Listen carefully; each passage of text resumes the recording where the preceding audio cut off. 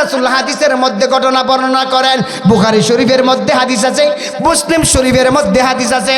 ভাইরা আমার, বনী ইসরাইলের মধ্যে একজন আবেদ ছিল, যে আবেদের নাম ছিল জুরাইজ। নামটা বলেন কি? কথা বলেন কি? জুরাইজ। ওই আল্লাহর ওলি জুরাইজ মরুভূমি এলাকাতে নির্জনে গিয়ে কুড়ে ঘরের মধ্যে ইবাদত করে। কারণ যদি তিনি গ্রামের মধ্যে থাকেন তো ইবাদতে ফ্যামিলি বাধা, প্রতিবেশী বাধা। কথা বলেন ঠিক কিনা? এই জন্য আল্লাহর ওলি জুরাইজ গ্রাম ছেড়ে দিয়া মরুভূমি এলাকাতে গিয়া কুড়ে ঘরের মধ্যে আল্লাহর ইবাদত বন্দিগিতে মগ্ন। আল্লাহর ওলি জুরাইজের মা একদিন তারা বাসায় গেলেন, বাসায় গিয়া দরজায় নক করলেন, বাইরে থেকে ডাকতেছেন, ইয়া জুরাইজ ইফতাহিল বাব। জুরাইজ, আমি তোর আম্মা ডাকতেছি, দরজা খোল। আল্লাহর ওলি জুরাইজ নফল নামাজে মগ্ন। আল্লাহর ওলি জুরাইজ শুনতেছেন মার কণ্ঠ, শুনতেছেন। আল্লাহর ওলি জুরাইজ সিদ্ধান্ত নিতে পারেন না মার ডাকে সাড়া দিব না নামাজ পড়ব। আল্লাহর ওলি জুরাইজ নামাজের মধ্যে তিনি বলতেছেন, সলাতি ওয়া উম্মি, সলাতি ওয়া উম্মি। একদিকে নামাজ, একদিকে আমার মা, একদিকে নামাজ, একদিকে আমার মা। আমি নামাজ পড়ব না মার ডাকে সাড়া দিব। আল্লাহর ওলি জুরাইজের মা সন্তানের ডাকে সাড়া না পেয়ে চলে আসলেন। দ্বিতীয় দিন গেলেন, দ্বিতীয় দিন গিয়ে দরজায় নক করলেন, ইয়া জুরাইজ ইফতাহিল বাব। হে জুরাইজ, আমি তোর আম্মা ডাকতেছি, দরজা খোল। আল্লাহর ওলি জুরাইজ চিন্তায় পড়ে গেলেন, মার ডাকে সাড়া দিব না নামাজ পড়ব। আল্লাহ রাসূল বলেন, লাউ কানা ফাকিহুন জুরাইজান ফাআজাবা উম্মাহু। আল্লাহ রাসূল বলেন, জুরাইজ যদি মাসআলা জানতো তাহলে নফল নামাজ ভঙ্গ করে মার ডাকে জবাব দিত। সুবহানাল্লাহ। আর একটু জোরে বলেন।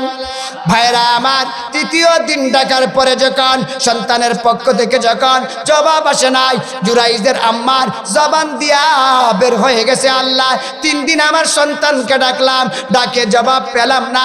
আল্লাহ, তুমি আমার জুরাইজকে যতক্ষণ পর্যন্ত একটা বেশ্যা মহিলার জিনার তুহমতে না ফালাইবা, এর আগে যেন মৃত্যু না হয়।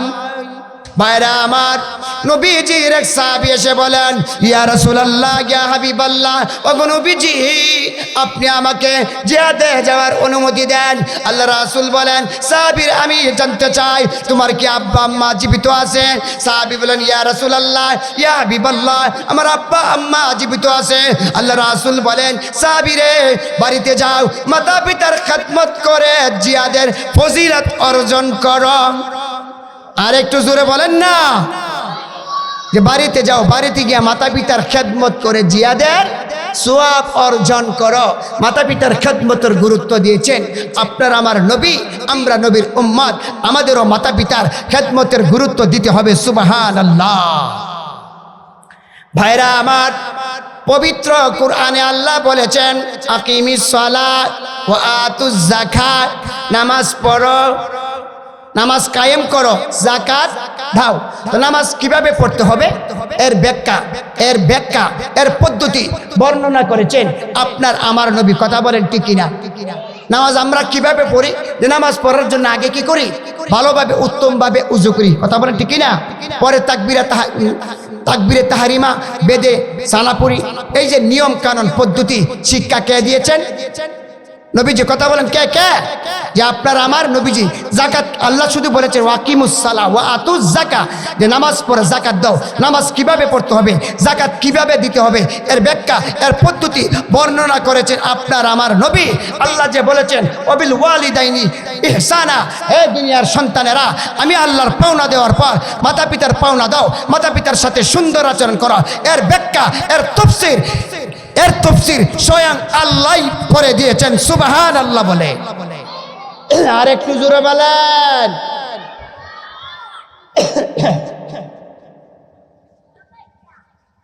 জিকির করেন লা ইলাহা, জোরে লা ইলাহা, জোরে লা ইলাহা,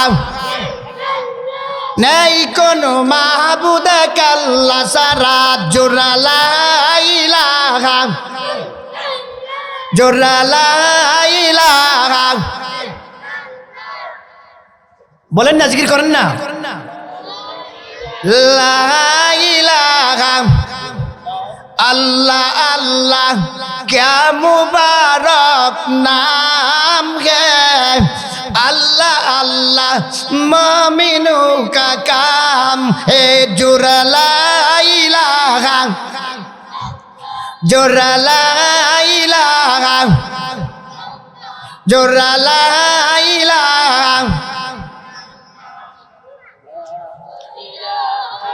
अल्लाह अल्लाह कहने वाला वेरी गुड, बेनमाजी जन्नत से गेट आउट। जुरा ला इलाहा, जुरा ला इलाहा, जुरा ला इलाहा, ला इलाहा इल्लल्लाह মুহাম্মাদুর রাসূলুল্লাহ সাল্লাল্লাহু আলাইহি সাল্লাম। এবার আসুন আমরা জানার বিষয় আলহামদুলিল্লাহ আজকের মাহফিলের সভাপতি আলহাজ মোহাম্মদ আনোয়ার হোসেন সাহেব উপস্থিত আমাদের মধ্যে। কিছুক্ষণের মধ্যে আজকে মাহফিলের প্রধান অতিথি সাজিদুর রহমান ওলপুরি সাহেব দামাত বরাও কাতহু ইনশাআল্লাহ। আশা করি 10টার আগে আসবে, আর হুজুর আসার আগ পর্যন্ত আর সমস্যা নাই, আসি কাজা আদায় করবো, গত বছরের কাজা ইনশা। কথা বলে ইনশা আল্লাহ।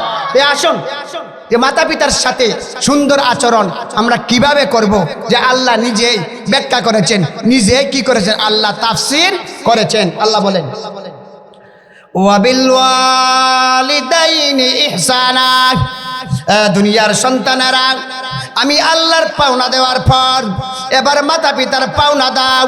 এই দুনিয়ার সন্তানেরা তোমরা প্রশ্ন করতে পারো মাতা পিতার পাওনা কিভাবে দিব, আল্লাহ নিজেই ব্যাখ্যা করেছেন ইম্মা ইয়াবলুগান্না ইনদাকাল কিবারা আহাদুহুমা আও কিলাহুমা ফালা তাকুল্লাহুমা উফ। আল্লাহ বলেন দুনিয়ার সন্তানেরা তোমার জীবনে যদি তোমার মাতা পিতার একজন অথবা দুইজন যদি বার্ধক্যে পৌঁছে যায়, বুড়া বয়সে পৌঁছে যায়, তাহলে তাদের কোনো কথাই, তাদের কোনো কাজে তুমি উফ শব্দ বলিও না। কারণ সন্তানেরা শুনে রাখো, মাতা পিতা যখন বার্ধক্যে পৌঁছে যায়, বুড়া বয়সে পৌঁছে যায়, তখন তারা শিশুদের থেকেও দুর্বল হয়ে যায়। কথা বলেন ঠিক কিনা? কথা বলেন ঠিক কিনা? মিসকল মারে কেরে কেউ? আলহামদুলিল্লাহ।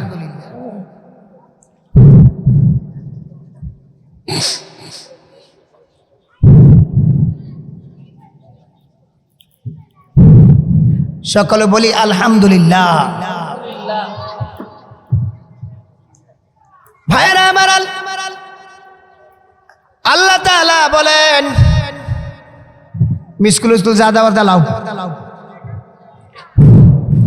আল্লাহ তাআলা বলেন সন্তান মাতা পিতার একজন অথবা দুইজন যদি তোমাদের সামনে বার্ধক্যে পৌঁছে যায়, তাদের কোনো কথাই, তাদের কোনো কাজে উফ শব্দ বলবা না।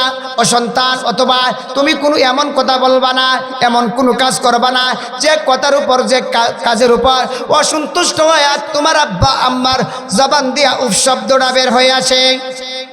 আমরা যখন মনে করেন রাস্তাতে হাঁটতেছি, হাঁটতে হাঁটতে অনেক সময় উষ্টা খাইনি, কথা বলেন খাই, তোর কি বের হয়? উফ। কি এটা নিম্ন শব্দ, কি বলে? উফ। আর কেউ কেউ বলে মাগো। কথা বলেন ঠিক কিনা? এর চেয়ে আর কোনো মানে কষ্টের, এর চেয়ে নিম্নের আর কোনো শব্দ নাই।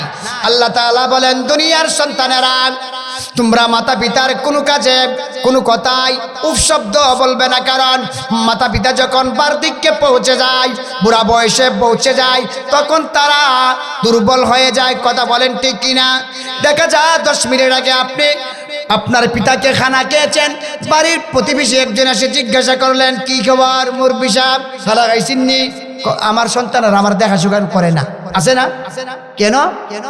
বয়স বেশি হওয়ার কারণে কি খেয়াল নাই? ও সন্তান, কথাটা শোনার সাথে সাথে তোমার দুঃখ আসতে পারে, তখন তুমি দুঃখ নিও না। কথা বলেন ঠিক কিনা? আল্লাহ বলেন, সন্তানেরা মাতা পিতাকে কোনো কথা কোনো কাজে উপশব্দ বলিও না।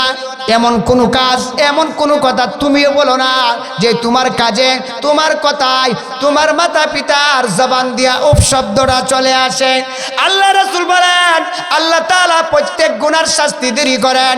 কথা বলেন, আল্লাহ রাসূল বলেন আল্লাহ তাআলা প্রত্যেক গুনার শাস্তি দেরি করেন, কিন্তু মাতা পিতার অবাধ্য সন্তানের শাস্তি আল্লাহ দুনিয়াতে দেন। কথা বলেন, মাতা পিতা দোয়া এমন পাওয়ার, মাতা পিতার বদদোয়া, মাতা পিতার বদদোয়া বলেন আর নেক দোয়া বলেন, এতই পাওয়ার।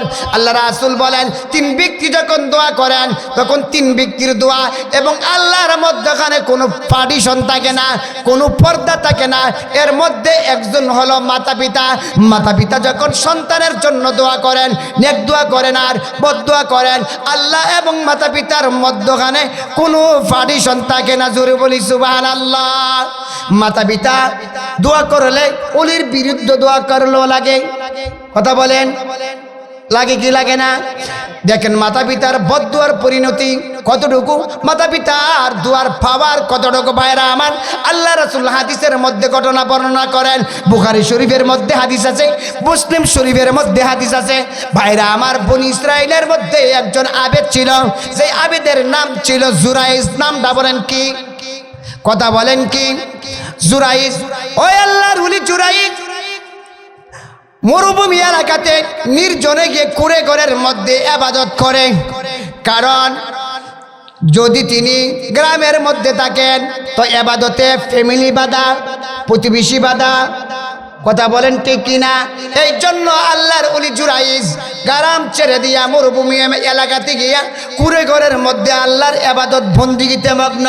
আল্লাহর ওলি জুরাইজের মা একদিন তারা বাসায় গেলেন, বাসায় গিয়া দরজায় নক করলেন, বাইরে থেকে ডাকতেছেন, ইয়া জুরাইজ ইফতাহিল বাব। জুরাইজ, আমি তোর আম্মা ডাকতেছি, দরজা খোল। আল্লাহর ওলি জুরাইজ নকল নামাজে মগ্ন।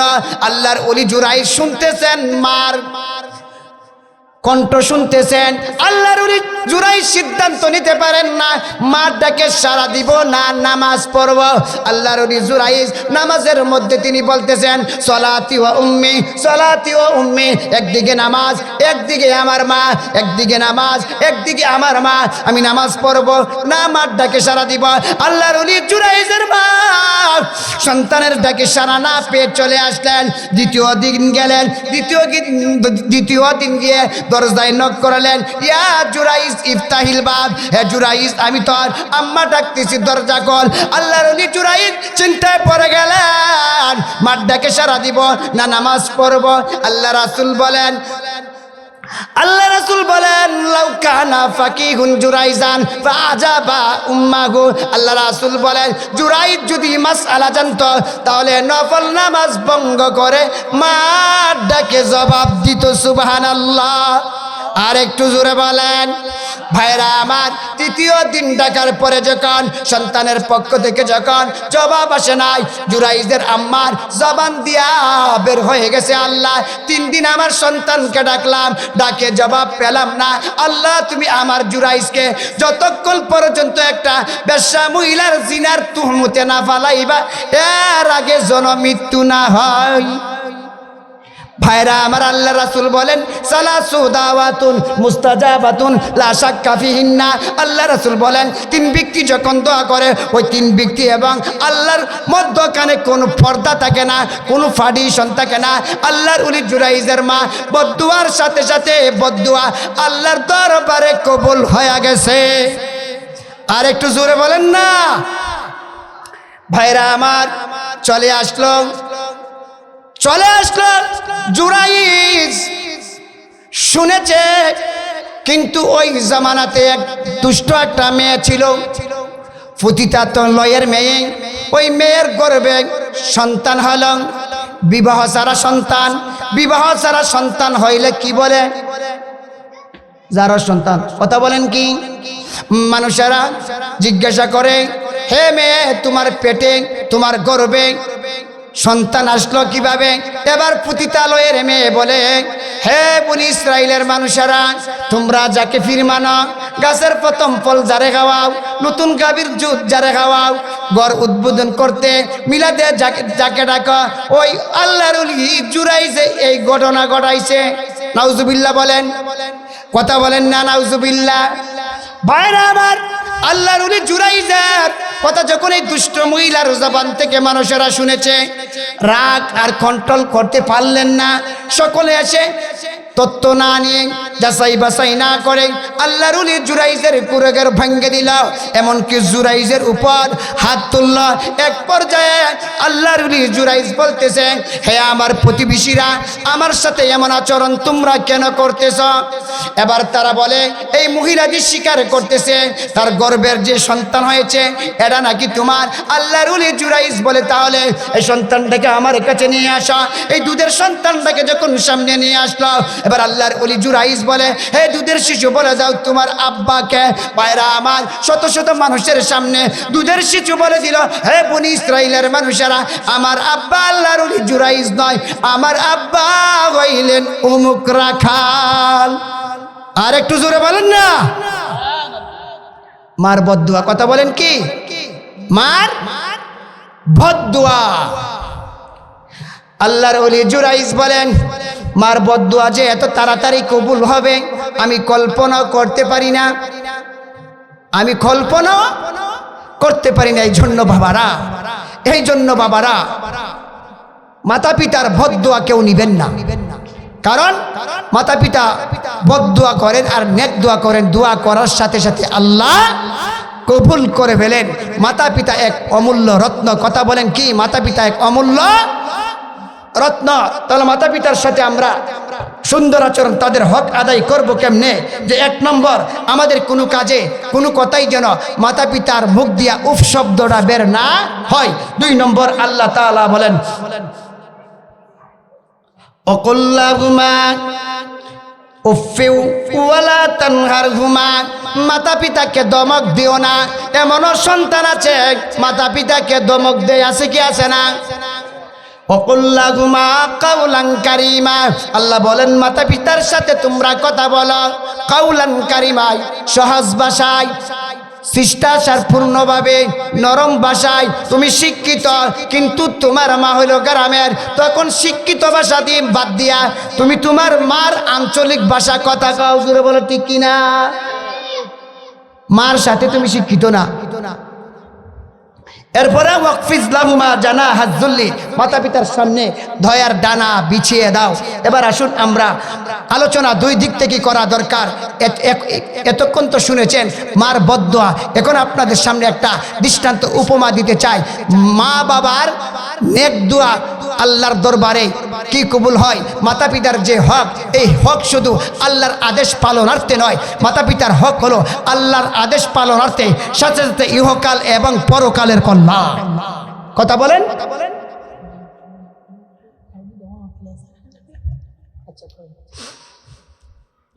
বুঝেছেন? মাতা পিতার যে হক সন্তানের উপরে শুধু আল্লাহর আদেশ পালনার্থে নয়, বরং এতে রয়েছে ইহকাল এবং পরকালের কল্যাণ। কি কল্যাণ? আল্লাহ রাসূল বলেন, মা মিন ওয়ালাদিন বাররিন ইয়ানজুরু ইলা ওয়ালিদাইহি নাজরাতা রাহমাতিন ইল্লা কাতাবাল্লাহু লাহু বিকুল্লি হাজ্জাতিন মাবরুরা। আল্লাহ রাসূল বলেন যে এই সন্তান, সেবা যত্নকারী সন্তান যখন মাতা পিতার দৃষ্টির দিকে দয়ার নজরে তাকায়, প্রতিটা নজরের বিনিময়ে আল্লাহ এক একটা মকবুল হজের সওয়াব দান করেন। আর একটু জোরে বলেন। ভাইরা আমার, হজ করতে 3 লাখ টাকা লাগে, কমপক্ষে 3 লাখ, কথা বলেন। কিন্তু 3 লাখ টাকা দিয়া হজ করে কেউ বলতে পারবে না তার হজ কবুল হয়, যে কথা বলেন ঠিক কিনা? কিন্তু আল্লাহ রাসূল বলেন, সেবা যত্নকারী সন্তান যখন মাতা পিতার দিকে দয়ার নজরে তাকায়, তার প্রতিটা নজরের বিনিময়ে আল্লাহ এক একটা মকবুল হজের সওয়াব দান করেন। আর একটু জোরে বলেন। সাহাবী বলেন, ইয়া রাসূলুল্লাহ, ইয়া হাবিবাল্লাহ, কোন সন্তান যদি মাতা পিতার দিকে দৈনিক 100 বার তাকায়, তাহলে আল্লাহ কি 100 মকবুল হজের সওয়াব দান করবেন? আল্লাহ রাসূল বলেন, সাহাবীরে না, সুবহানাল্লাহ বলেন। আল্লাহ রাসূল বলেন, কোন সন্তান যদি দৈনিক মাতা পিতার দিকে 100 বার তাকায় তাহলে আল্লাহ তাকে 100 মকবুল হজের সওয়াব দান করবেন সুবহানাল্লাহ। শুধু কি তাই? শুধু তাই না, আল্লাহ রাসূল বলেন মান আহাব্বা আইয়ামুদ্দাল্লাহা ফি উমরিহি ওয়া ইয়াজিদা ফি রিজকি ফালইয়াবুররা ওয়ালিদায়। আল্লাহ রাসূল বলেন, হে আমার উম্মত, যে সন্তান চায় যে তার হায়াত দীর্ঘ হোক, তার রিজিক বৃদ্ধি হোক, ফালইয়াবুররা ওয়ালিদায়, আল্লাহ রাসূল বলেন ওই সন্তান যেন মাতা পিতার সাথে সুন্দর আচরণ করে। সুবহানাল্লাহ বলেন। আর একটু জোরে বলেন না সুবহানাল্লাহ। যে আল্লাহ রাসূল বলেন যে সন্তান চায় যে তার কি হায়াত বৃদ্ধি হোক, তার ধন সম্পদ বৃদ্ধি হোক, তাহলে এই সন্তান যেন মাতা পিতার সাথে সুন্দর আচরণ করে। মাতা পিতার সাথে সুন্দর আচরণ করলে সন্তান আল্লাহ তাআলা তার হায়াত বৃদ্ধি করে দেন, তাই কামাই রুজির মধ্যে বরকত দান করেন। এবার আসুন, উপমা দিলে, দৃষ্টান্ত দিলেই বুঝে আসবে মাতা পিতার খেদমত করলে আল্লাহ হায়াত বাড়াইয়া দেন। এর তো এটা নয় যে হায়াত 100 বছর, ধন সম্পদ বাড়িয়ে দেন, এর তো এটা নয় যে 200 ক্ষেতের মালিক। এর অর্থ কি? এর অর্থ জি আল্লাহ কম সময়ের মধ্যে কাম বেশি করান। কথা বলেন ঠিক কিনা? কম সময় কি? হ্যাঁ, কাম বেশি করানো, কামের মধ্যে, কামাই রুজির মধ্যে বরকত দান করেন। উপস্থিত হাজিরিন, এবার আসুন একটা কুরআনুল কারীম থেকে একটা উপমা পেশ করতে যাই যে মাতা পিতার খেদমত করলে যে আল্লাহ যে কি করেন, কামাই রুজির মধ্যে কি বরকত দান করেন। উপস্থিত হাজিরিন, কুরআনুল কারীমের 114টা সূরার মধ্য থেকে একটা সূরা হলো সূরা বাকারা। কথা বলেন কি? কথা বলেন কি? সূরা বাকারা। এর অর্থ কি? গাভীর সূরা। এর অর্থ কি? গাভীর সূরা। গাভীর সূরা আল্লাহ নামকরণ করেছেন কেন? যে এই কুরআনুল কারীমের মধ্যে গাভীর একটা ঘটনা আছে। কথা বলেন কি? গাভীর একটা ঘটনা আছে, এই জন্য এই সূরার নামকরণ করেছেন কি? গাভী। কথা বলেন কি? গাভী। উপস্থিত হাজিরিন ভাইরা আমার, বনি ইসরাইলে একজন ধনী ব্যক্তি ছিল। কথা বলেন কি? বনি ইসরাইলে একজন ধনী ব্যক্তি ছিল। তাফসীরের কিতাবের মধ্যে এর নাম উল্লেখ করা হয়েছে আমেল। কথা বলেন কি? তার কোনো সন্তানাদি ছিল না, তার কোনো সন্তানাদি ছিল না। বাতিদা ছিল। বাতিদা সে দেখতেছে যে চাচার মৃত্যুর পরে তো মালিক আমি। ওই কথা বলেন ঠিক কিনা? ছাত্ররা বসে যাও সামনে এসে। চাচার মৃত্যুর পরে তো মালিক, ধন সম্পদের মালিক আমি। আর চাচা যদি আমার আগেও মইরা জায়গা তাহলে মালিক হইব কেডা? চাচার আগে যদি বাতিজা মইরা জায়গা। ভাইরা আমার, সে চিন্তা করতেছে চাচা যদি আমার আগে মৃত্যুবরণ করে মালিক আমি, কিন্তু চাচার আগে যদি আমি মইরা জায়গা তো মালিক অন্য যে কোনো মানুষ হবে। এ চিন্তা করে সে তার চাচাকে হত্যা করে পাশের বাড়িতে নিয়ে রেখে আসলো। আপনারা বলুন তো দেখি, ঘুম থেকে এই শীতের দিন ঘুম থেকে জাগ্রত হয়ে রাতে 2টা-3টার সময় ফসরাবের ব্যাগ তাকিনি। কথা বলেন তাকিনি? দরজাটা খুললেই যদি দেখেন আপনার দরজার সামনে একটা মৃত লাশ, ফসরাব পায়খানা করা লাগে কি টয়লেটে যাওয়া লাগবো না? কথা বলেন। যে ব্যক্তি দরজা খুলছে, দরজা খুললে দেখে লাশ, তার কি আর লুঙ্গি কি আর জাগাত আছে? জুড়ে সুরে চিৎকার দিলে ওই কুমুকিরে মারছে কে? লাশ দিয়ে আমার বাড়ির সামনে। আমাদের সমাজে আরেকটা কথা আছে যে সুরের মার বড় গলা। কথা বলেন ঠিক কিনা? সুরের মার বড় গলা। এ বাতিজা দৌড় মাইরা এক কি রে, আমার চাচারে আমি তাকে কে মারছে, কে হত্যা করছে দেখার আছে, তাদেরকে ছাড় দেওয়া হবে না। যদিও মারছে একজন। কথা বলেন ঠিক কিনা? চাচারে মারছে কয়জনে? একজনে। মামলা দিতে খালি একজনেরই দিব না, যে মারছে হের লোকে যত জনের একটু দ্বন্দ্ব আছে, সাপটে এই মাথা থেকে হি মাথা। এখন তারা বলতেছে আরে যে ওই মারছে তো একজনে, কিন্তু মামলা তো দিব আস্তায় এলাকার সকল ডে কে মারছে তার হত্যাকারীকে। চলো আমরা আমাদের নবী মুসা আলাইহিস সালামের কাছে চলে যাই। মুসা আলাইহিস সালাম আল্লাহর সাথে কথা বলে। মুসা যেন আল্লাহর কাছ থেকে জেনে আমাদের হত্যাকারীকে আমাদেরকে বলে দেয়। তারা সম্মিলিতভাবে যখন মুসা আলাইহিস সালামের কাছে গেল, আল্লাহ তাআলার পক্ষ থেকে মুসা আলাইহিস সালাম তাদেরকে জানাইয়া দিলেন, হে বনি ইসরাইলেরা, তোমরা একটা গরু জবাই করো। কথা বলেন কি? এই কথা বলেন নাকি? একটা গরু জবাই করো, গরু জবাই করে চামড়া দ্বারা মৃত ব্যক্তিকে স্পর্শ করলে মৃত ব্যক্তি বলে দিবে তার হত্যাকারীকে।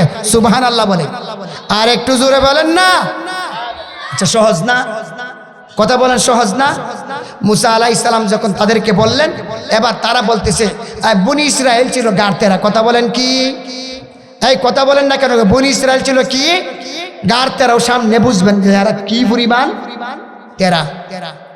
ভাইরা আমার, আল্লাহ তাআলা বলে দিলেন, হে নবী মুসা, তুমি তোমার উম্মতকে জানায়া দাও তারা যেন একটা গরু জবাই করে। কি জবাই করে? কথা বলেন আর একটু জোরে বলেন, কি করে? গরু জবাই করে। গরু জবাই করে গরুর চামড়া দ্বারা মৃত ব্যক্তিকে স্পর্শ করলে মৃত ব্যক্তি বলে দিবে তার হত্যাকারীকে। মুসা আলাইহিস সালামের উম্মত বনি ইসরাইলেরা বলে, ও নবী মুসা, আপনি কি আমাদের সাথে ঠাট্টা করছেন? কি করছেন? আমাদের দুই ব্যক্তি মারা গেছে, কে হত্যা করেছে? গরুর সাথে তার সম্পর্ক কি? মুসা আলাইহিস সালাম বললেন, হাসি করা ঠাট্টা করা নবীদের কাজ না। কথা বলেন ঠিক কিনা? হাসি করা ঠাট্টা করা হলো মূর্খদের কাজ। কথা বলেন ঠিক কিনা? এক পর্যায়ে তারা বললেন, ও মুসা, তাহলে গুরু গাবি জবাই করা, তো গাবি তো কত ধরনের গাবি আছে। তারা যখন বাড়াবাড়ি করলেন তখন আল্লাহ তাআলা 4টা শর্ত সূরা বাকারাতে উল্লেখ করে দিলেন। কয়টা শর্ত? এই কথা বলেন, কয়টা শর্ত? 4টা শর্ত। কয়টা শর্ত? 4টা শর্ত। যে এই গাবিটা হতে হবে হলুদ তাসুরুন নাজিরিন, যে দর্শকের দৃষ্টি গাবির দিকে পড়লে এদিক সেদিক যায়। 1 নম্বর হলুদ রং আছে নাকি কোন গাবি? আচ্ছা, হলুদ রঙের গাবি আপনারা দেখছেন? এই পর্যন্ত দেখছেন? হলুদ রঙের গাবি 1 নম্বর হলুদ রঙের, 2 নম্বর মাঝামাঝি বয়সের, 3 নম্বর এই গাবির শরীরে কোনো স্পট থাকলে চলবে না, অসুস্থ হলে চলবে না। 4 নম্বর এই গাবি দিয়া খের চাষ করছে, এর কোনো দাগ থাকলে চলবে না। 4টা শর্ত আল্লাহ উল্লেখ করলেন। কেন? তারা বাড়াবাড়ি করার কারণে। এবার বনি ইসরাইলেরা গাবির খুঁজে বের হলে, কথাগুলো বুঝবেন ভাইরা আমার, বনি ইসরাইলেরা এবার হত্যাকারীকে, মৃত ব্যক্তির হত্যাকারী বের করার জন্য এবার গাবির খুঁজে বের হয়েছেন। আল্লাহ 4টা শর্ত উল্লেখ করে দিলেন। এবার বনি ইসরাইলেরা প্রতিটা বাজারে বাজারে, মনে করেন নিকলি, বাজিতপুর, করিমগঞ্জ, কিশোরগঞ্জ, ভৈরব, এক এক দিন এক এক বাজারে যায়, কিন্তু এই গাবি তো পায় না। ওই বনি ইসরাইলে আল্লাহর একজন ওলি ছিল, আল্লাহর ওলির একটা গাবি ছিল 4 গুণ বিশিষ্ট। ওই আল্লাহর ওলি মৃত্যুর সময় তার স্ত্রীকে ওসিয়ত করলেন, স্ত্রী রে, আমার যে একটা সন্তান আছে, আমার মৃত্যুর পর আমার সন্তানরা হয়ে যাবে এতিম। ছেলে যদি নাবালিগ থাকে, 12 বছরের কম যদি বয়স থাকে, পিতা মৃত্যুবরণ করার সাথে সাথে এতিম। কথা বলেন ঠিক না? 15 বছর পার হয়ে গেলে সে এতিম না। কি 15 বছর পার হয়ে গেলে সে কি এতিম না? নাবালিগ থাকলে এতিম। হ্যাঁ স্ত্রী, আমার ভয় লাগে, আমার সন্তানের ভবিষ্যৎ বলতে কোনো কিছু নাই, একমাত্র 4 গুণ বিশিষ্ট গাবি। আমার মৃত্যুর পরে আমার সন্তানরা হয়ে যাবে এতিম। আরে যেই কোনো জালিম লোভ করে আমার সন্তান থেকে 4 গুণ বিশিষ্ট গাভীরা নিয়ে যেতে পারে। এই জন্য স্ত্রী আমার, শোনো, আমি আল্লাহর কাছে ওই জঙ্গলে আমার এই আমানতটাকে রেখে আসব। আমার ছেলে যখন যৌবনে পদার্পণ করবে, আমার সন্তানকে বলবে ওই জঙ্গলে গিয়ে আল্লাহর কাছে আমানত চাইতে, আল্লাহ আমার ছেলের আমানতকে পৌঁছে দিবে। ভাইরা আমার, এবার বনি ইসরাইলের আল্লাহর ওলি এবার জঙ্গলে গিয়া গাভীটা রেখে আসলেন। এদিক দিয়া বাড়িতে আসার সাথে সাথে ওই আল্লাহর ওলি মারা গেল, ছেলেটা হয়ে গেল এতিম। কথা বলেন, ছেলে হয়ে গেল কি? কথা বলেন না কেন? ছেলে হয়ে গেল এতিম। ভাইরা আমার, তাফসীরের কিতাবের মধ্যে উল্লেখ করা হয়, এই ছেলেটা যখন যৌবনে পদার্পণ করলেন, ওই ছেলে তার সময়টাকে 3 ভাগে ভাগ করলেন। কয় ভাগে? আর একটু জোরে বলেন, কয় ভাগে? এই বনি ইসরাইলের আল্লাহর ওলির ছেলে যখন যৌবনে পদার্পণ করলেন, তার সময়টাকে 3 ভাগে ভাগ করলেন। 1 ভাগ সময় সে আল্লাহর ইবাদত করে, 2য় ভাগ সময় মার্কেটমত করে, 3য় ভাগ সময় সে ব্যবসা বাণিজ্য করে। ব্যবসা বাণিজ্য করে যে টাকাগুলো ইনকাম করে, এই টাকাগুলো সে 3 ভাগে ভাগ করে। 1 ভাগ টাকা পরিবারের মধ্যে খরচ করে, 2য় ভাগ টাকা মার্কেট মতে জমা দেয়, 3য় ভাগ টাকা সে আল্লাহর রাস্তায় দান করে। সুবহানাল্লাহ বলেন। আর একটু জোরে বলেন না। ভাইরা আমার, দিনগুলো যাইতেছে, গরিব ফ্যামিলি সংসার তেমন চলে না।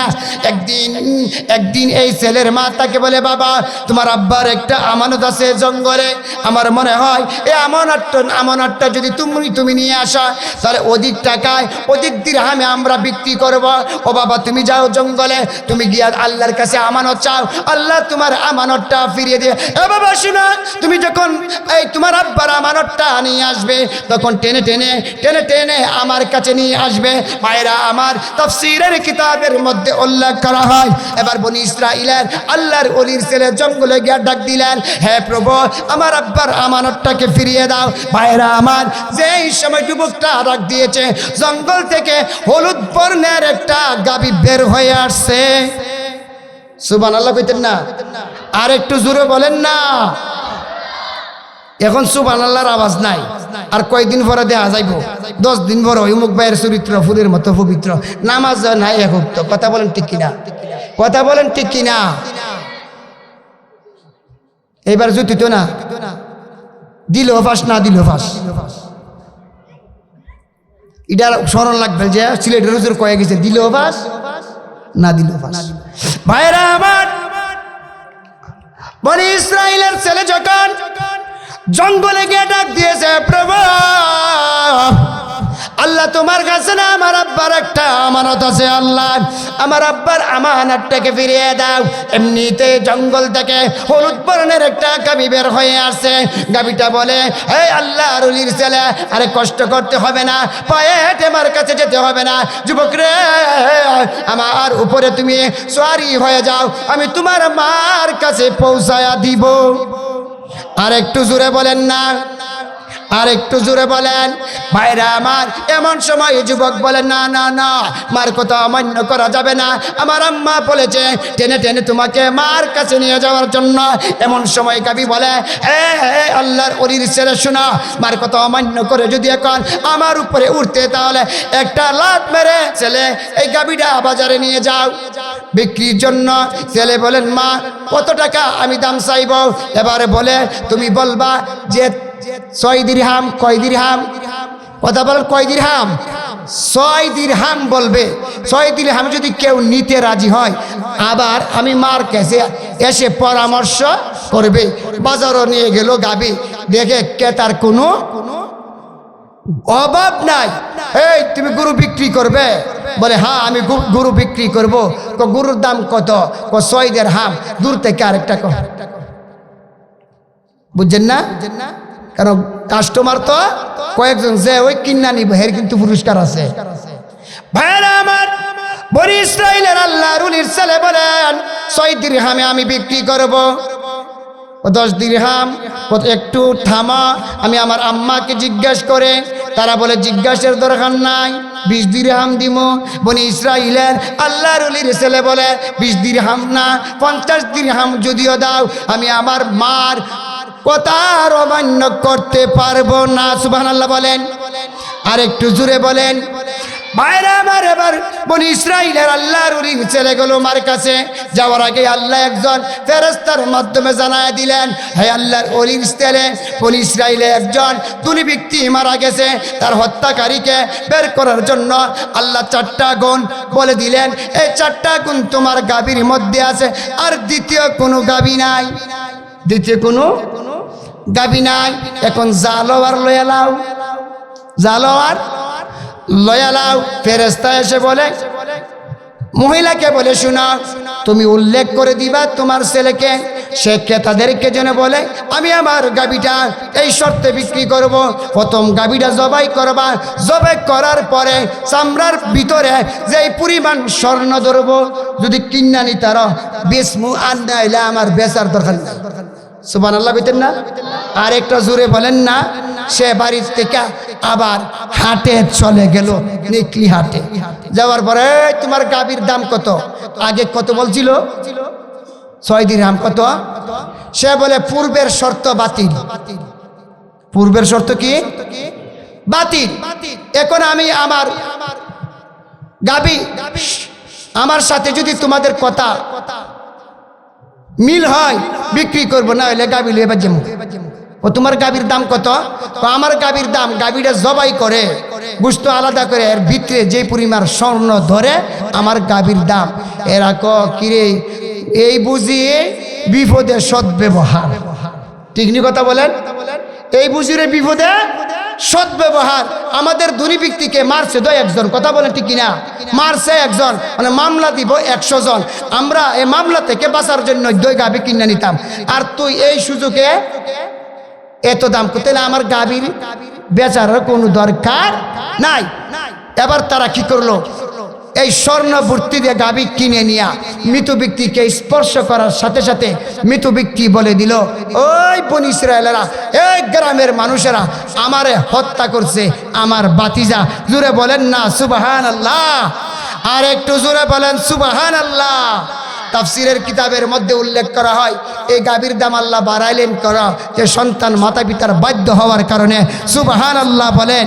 শুধু কেউ এই সন্তানের দাম বাড়ছে না, আমরা যদি আমরা মাতা পিতার খেদমত করি, মাতা পিতার কথা মান্য করি, আমাদের দাম বাড়বে কি বাড়বে না? কথা বলেন ঠিক কিনা? মাতা পিতার খেদমতের গুরুত্ব যে অতটুকু, মাতা পিতা যদি অমুসলিম হয়, বিধর্মী হয়, এরপরেও সন্তান মাতা পিতার সাথে সুন্দর আচরণ করতে হবে। ভাইরা আমার, বিশ্বনবীর সাহাবী হযরত আবু হুরায়রা রাদিয়াল্লাহু তাআলা আনহু আল্লাহ রাসূলের কাছে গিয়া বলেন, ইয়া রাসূলুল্লাহ, ইয়া হাবিবাল্লাহ, ও গো বিশ্বনবী, রহমতের নবী, আমার আম্মা আমাকে মেরেছে। আল্লাহ রাসূল বলেন, আবু হুরায়রা, তোমার আম্মা তোমাকে মেরেছে, তোমার মার বিরুদ্ধে কি আমার কাছে নালিশ করো? আমি কি তোমার মার বিচার করব? এটা তো তুমি আর তোমার মার ব্যাপার। কথা বলেন ঠিক কিনা? আর একটু জোরে বলেন ঠিক কিনা? আবু হুরায়রা রাদিয়াল্লাহু তাআলা আনহু বলেন, ইয়া রাসূলুল্লাহ, ইয়া হাবিবাল্লাহ, আমি আমার মার বিরুদ্ধে আপনার কাছে নালিশ করি নাই, আপনার কাছে নালিশ করি নাই। আপনি রাহমাতুল লিল আলামিন, আমার আম্মার হেদায়েতের জন্য হাত তোলেন, আপনার দোয়া আল্লাহ বিফলে দিবে না। জোরে বলেন সুবহানাল্লাহ। আর একটু জোরে বলেন। ভাইরা আমার, আবু হুরায়রা বলেন, বিশ্বনবীজি আমার আম্মার হেদায়েতের জন্য হাত তুললেন। আল্লাহুম্মা হাদি উম্মা আবি হুরায়রা, হে আল্লাহ, আবু হুরায়রার আম্মাকে হেদায়েত করুন। আপনারা বলুন তো দেখি, নবীর দোয়া কবুল হবে কিনা? আর একটু জোরে বলেন।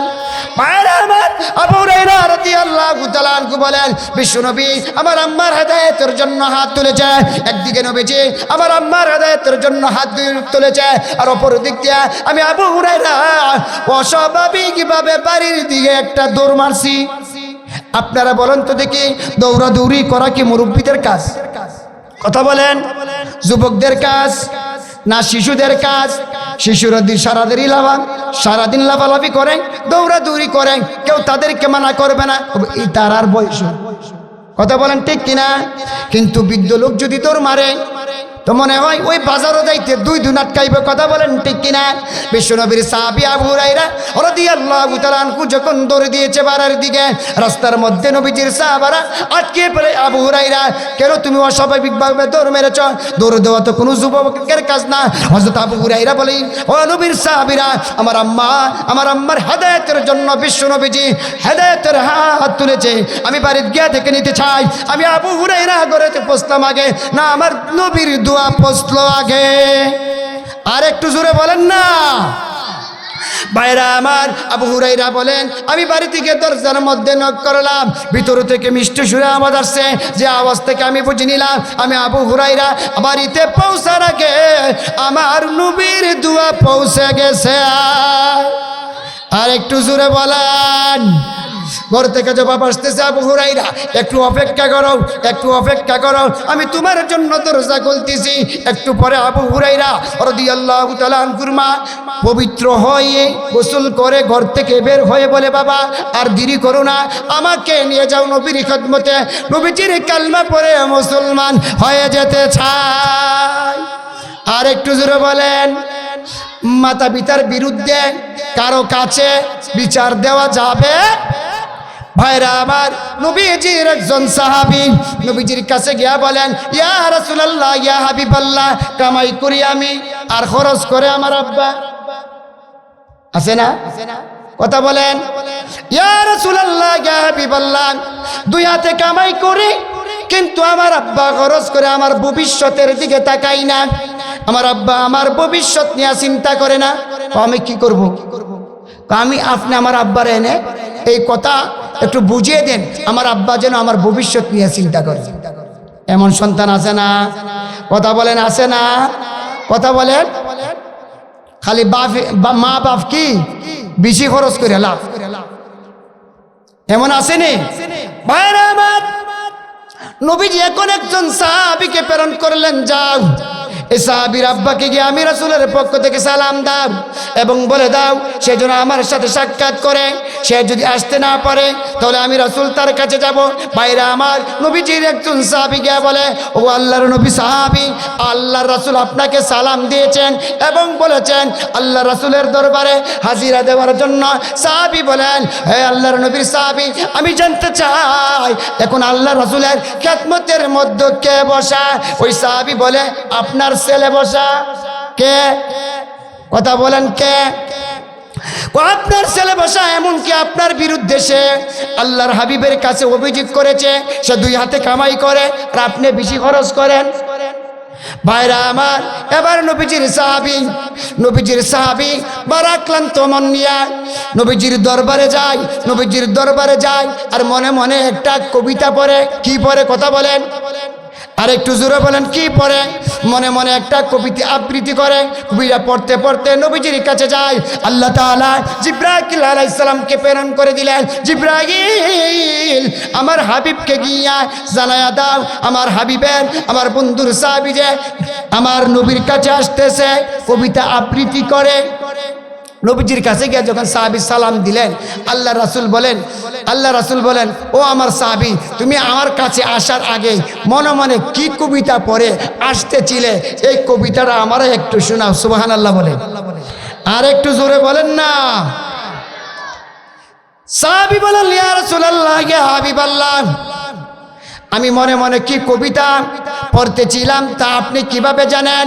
আল্লাহ রাসূল বলেন, আল্লাহ তাআলা আমাকে জিবরাইল আলাইহিস সালামের মাধ্যমে জানিয়ে দিয়েছেন। সাহাবী বলেন, ইয়া রাসূলুল্লাহ, ইয়া হাবিবাল্লাহ, আমার সন্তান আমার বিরুদ্ধে আপনার কাছে বিচার দিয়েছে, মামলা দিয়েছে, সে দুই হাতে কামাই করে, আমি তার ভবিষ্যৎ নিয়ে চিন্তা করি না। অথচ এই সন্তানটা যখন ছোট ছিল তখন তার মা মারা যায়, তার ভবিষ্যতের দিকে তাকাইয়া আমি দ্বিতীয় স্ত্রী গ্রহণ করি নাই, এমনকি ভালো পোশাক পরি নাই, ভালো খাবার খাই নাই। আজকে আমি বৃদ্ধ, আমি তার মুখাপেক্ষী, আর সে কামাই করে, এমনকি আমি বেশি খরচ করার কারণে আপনার কাছে আমার বিরুদ্ধে বিচার দেয়। সাহাবী ঘটনা ব্যক্ত করে, কান্না করে ঘটনা ব্যক্ত করেন। নবীজি কান্দেন, সাহাবী কান্দেন। এক পর্যায়ে আল্লাহ রাসূল বললেন যে পিতার বিরুদ্ধে বিচার দিয়েছে। আল্লাহ রাসূল বললেন, ও সাহাবী, তুমি এবং তোমার মাল তোমার পিতার। সুবহানাল্লাহ বলেন, আর একটু জোরে বলেন না। তুমি এবং তোমার মা তোমার পিতার, তুমি কামাই করবে, তোমার পিতা ইচ্ছা যেমন ইচ্ছা তেমন খরচ করবে। জোরে বলেন ঠিক কিনা? কথা বলেন ঠিক কিনা? আমরা এক সময় যখন ছোট ছিলাম তখন আব্বা আম্মার অধীনে ছিলাম। কি কর, আমরা টাকা খরচ করতে গিয়া কম করছি না বেশি করছি? কথা বলেন, কম করছি না বেশি করছি? কে পরিমাণ করছি? দিব না আব্বা। কথা বলেন ঠিক কিনা? উপস্থিত হাজিরিন, আল্লাহ রাসূল বলেন, রিদার রাব্বি ফি রিদাল ওয়ালিদাইন। আল্লাহ রাসূল বলেন, যেই সন্তানের উপর আল্লাহ সন্তুষ্ট, ওই সন্তানের উপর, যেই সন্তানের উপর মাতা পিতা সন্তুষ্ট, ওই সন্তানের উপর আল্লাহ সন্তুষ্ট, আর যেই সন্তানের উপর মাতা পিতা অসন্তুষ্ট ওই সন্তানের উপর আল্লাহ অসন্তুষ্ট। উপস্থিত হাজির, আল্লাহ রাসূল বলেন قال النبي صلى الله عليه وسلم من أصبح مطيعا لله في والدين أصبح له بابان مفتوحان من الجنة। আল্লাহ রাসূল বলেন যে সন্তান মাতা পিতাকে খুশি করে ঘুমায়, কি করে? কথা বলতে হবে। আল্লাহ রাসূল বলেন যে সন্তান মাতা পিতাকে খুশি করে ঘুমায়, সকাল হবার সাথে সাথে ওই সন্তানের জন্য জান্নাতের দুইটা দরজা খুলে দেওয়া হয়। আর একটু জোরে বলেন। আল্লাহ রাসূল বলেন যে সন্তান মাতা পিতাকে রাত্রে খুশি করে ঘুমায়, সকাল হওয়ার সাথে সাথে ওই সন্তানের জন্য আল্লাহ তাআলা জান্নাতের দুইটা দরজা খুলে দেওয়া হয়। আল্লাহ রাসূল বলেন আর যে সন্তান মাতা পিতাকে অসন্তুষ্ট করে ঘুমায়, নারাজ করে ঘুমায়, সকাল হওয়ার সাথে সাথে ওই সন্তানের জন্য জাহান্নামের দুইটা দরজা খুলে দেওয়া হয়। নাউজুবিল্লাহ। সাহাবী বলেন ও ইনজালামাহু, ওগো আল্লাহর নবী, মাতা পিতা যদি জুলুম করে, সন্তানের হক আদায় না করে, তারপরেও কি মাতা পিতার খেদমত করতে হবে? আল্লাহর রাসূল বলেন সাহাবীরা রে, ও ইনজালামাহু, মাতা পিতা যদি জুলুম করে, এরপর তো মাতা পিতার হক আদায় করতে হবে। সুবহানাল্লাহ। আল্লাহ তাআলা আমাকে আপনাকে এতক্ষণ যা আলোচনা করলাম আমল করার তৌফিক দান করুন। সকলে বলি আমিন। ভালো।